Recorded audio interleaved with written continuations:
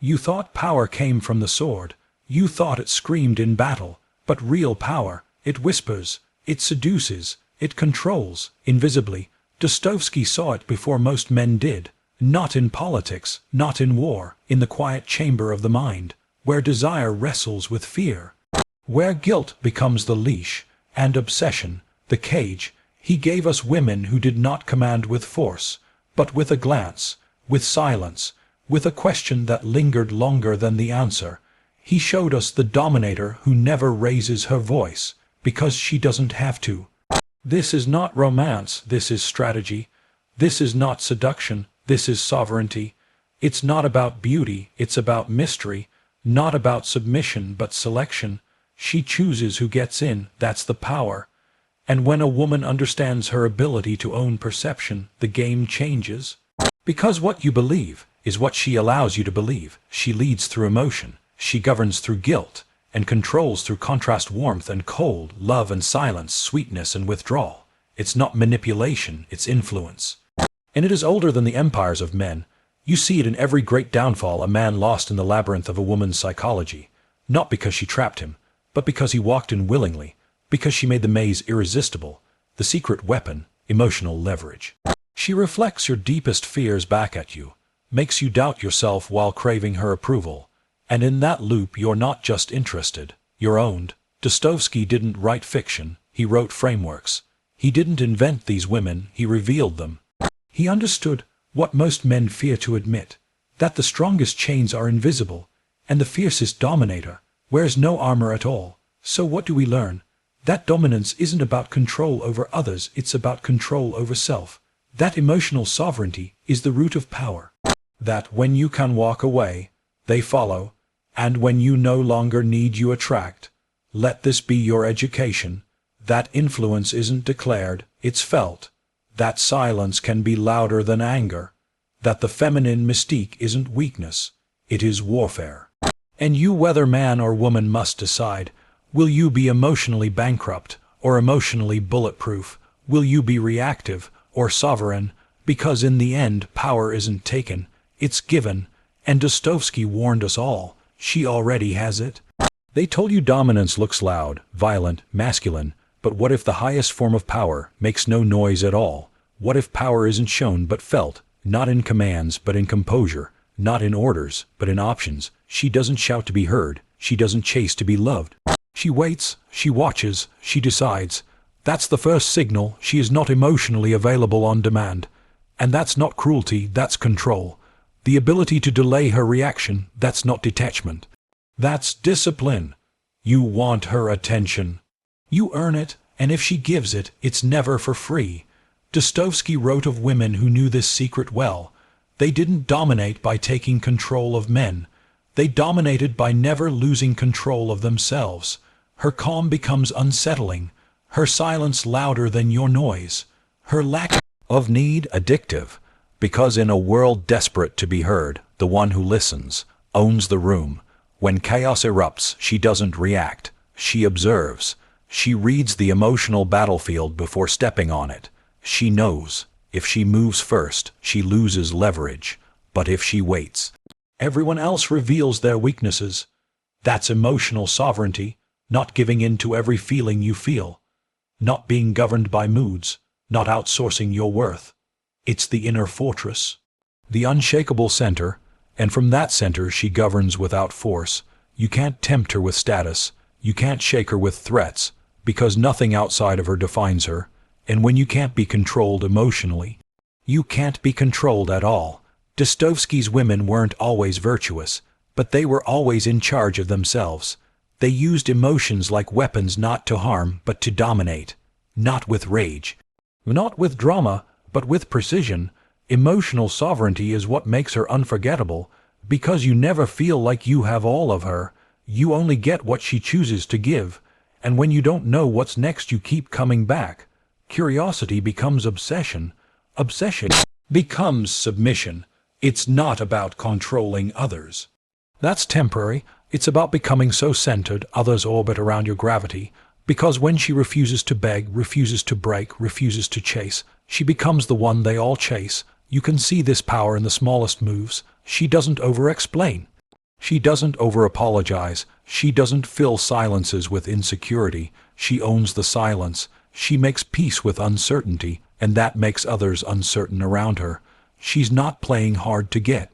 She is hard to get because she values herself more than your validation. She doesn't adjust her emotional state to fit yours. You adjust to hers. And now the illusion breaks. Real dominance was never physical. It was psychological. It was emotional. It was internal mastery that translated to external command.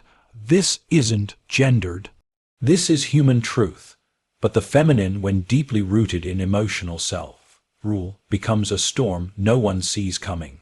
A quiet power that burns slower, lasts longer, and destroys faster than brute force ever could.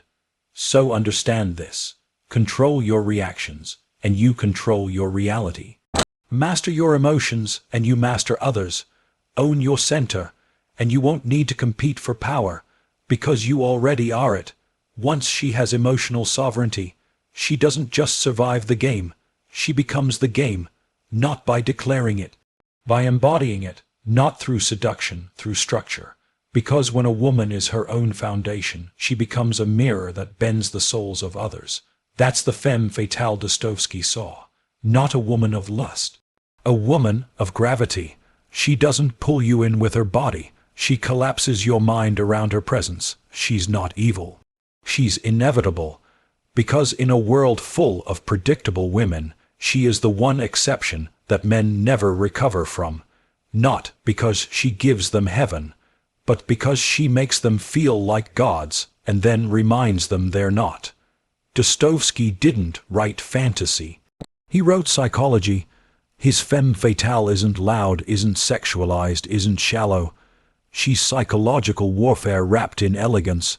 She is chaos in perfect control. A question you can't answer, a promise you can't prove, and a presence that feels like truth. Until it ruins you, you'll find her in Nastasia Filipovna, a woman shaped by suffering, hardened by betrayal, weaponized by awareness. She does not beg to be loved. She dares you to try, and every man who tries bleeds emotionally. But here's the twist. She's not a villain. She's the response to a broken world, where men expect loyalty without offering protection, where love is asked for but never earned. Dostoevsky's fatal woman isn't evil. She's awakened. She sees the flaw in the game and plays it better. She is unpredictable by design. One moment, warmth, the next, winter. You think you figured her out, and then she smiles.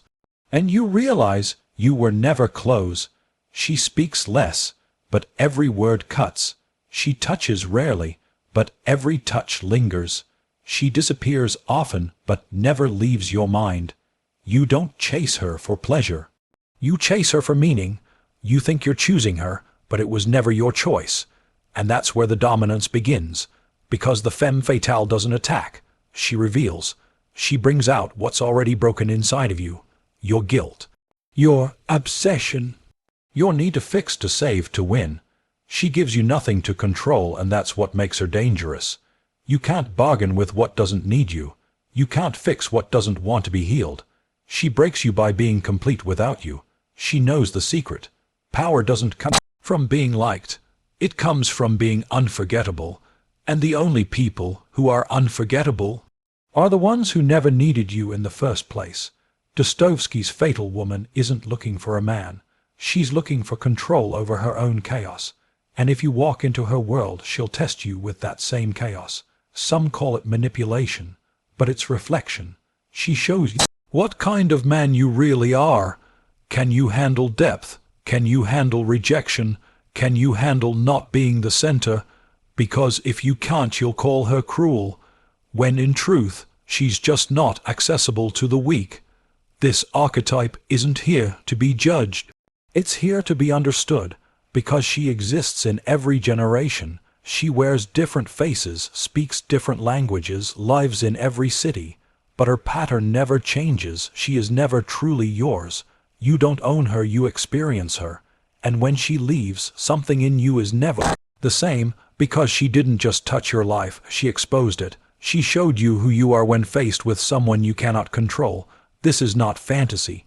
This is not romance. This is Dostoevsky's darkness, honest, brutal, human, and if you still think the femme fatale is fiction, then you haven't met one yet. Once she becomes unforgettable, she doesn't need to stay present. Her power lingers long after her absence, but her true dominance isn't in her leaving, it's in what she leaves behind. Desire without closure, obsession without peace, love stained with guilt. That's the trap. Not physical, not sexual.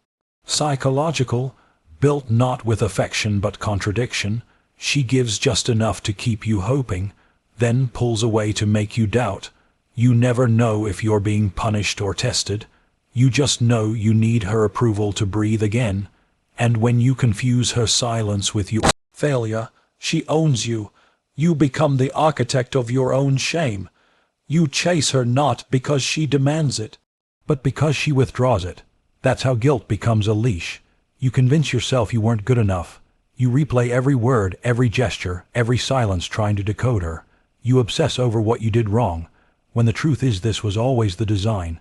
Dostoevsky knew this cycle intimately. He didn't write women who manipulated men. He wrote women who mastered contradiction. Women who could make you feel both adored and inadequate in the same breath. And that paradox, it's the addiction. Because the human brain doesn't crave peace. It craves resolution, and when resolution is denied, you become obsessed with closing the loop. Even if the loop was never real to begin with, she shows you heaven, then denies you entry.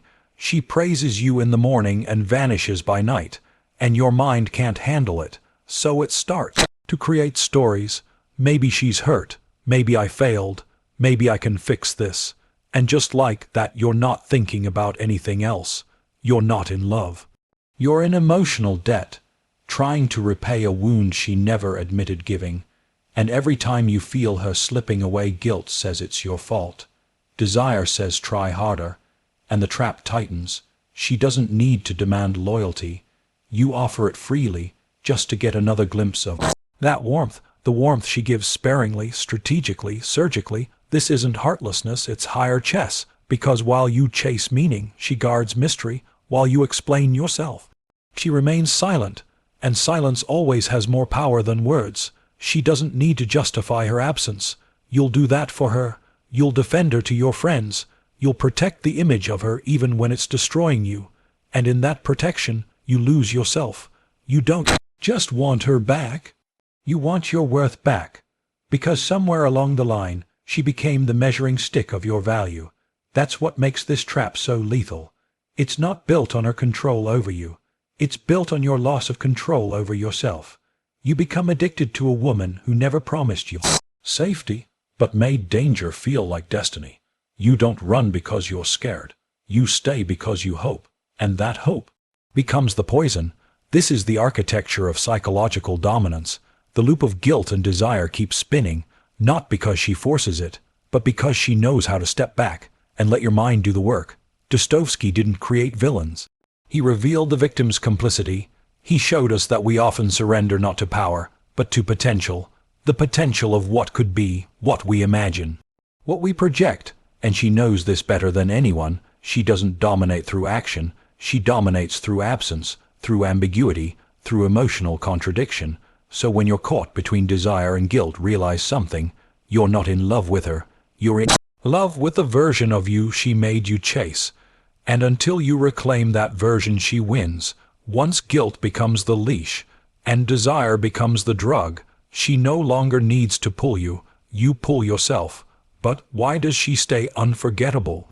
Why can't you let her go, even when you know she's not yours?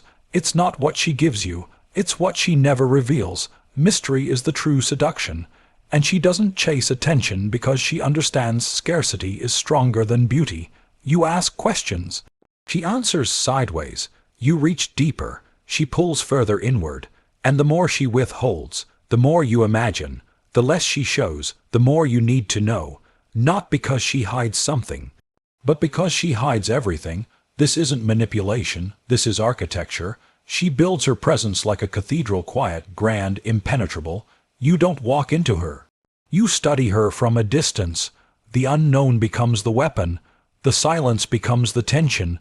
The lack of access becomes the addiction. And every time she speaks, it feels like a glimpse behind a locked door.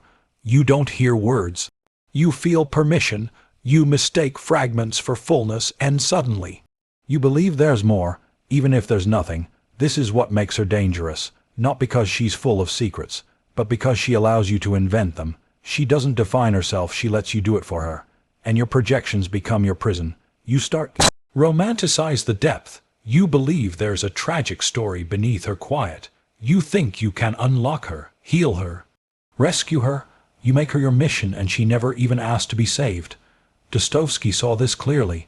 He didn't paint the femme fatale as seductive because of her body. She was dangerous because of her depth, or more precisely because of the illusion of it. You don't know what she feels, you don't know what she wants. She could vanish or kiss you in the same breath.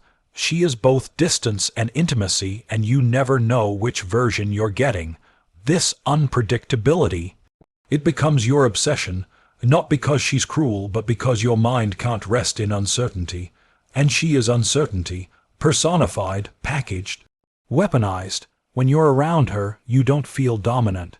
You feel exposed, because mystery flips the roles. She doesn't beg to be understood, you do. You begin to crave her validation not because it's frequent, but because it's rare. And anything rare becomes priceless.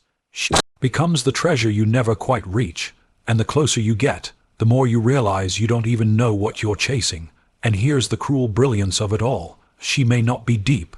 She may not be complex, but because she never shows her hand, you assume she must be. She weaponizes space. She uses stillness as a blade. She knows the modern world screams for attention, so she whispers. She doesn't flood you with emotion.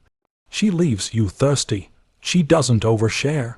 She edits herself with precision. And that restraint becomes power, because the fewer pieces you're given, the more sacred each one becomes. And in that silence you start to imagine. You fill in the gaps with your fantasies. You turn a quiet woman into a mystery novel. You turn a moment of eye contact into a myth. She never asked you to, but she let you.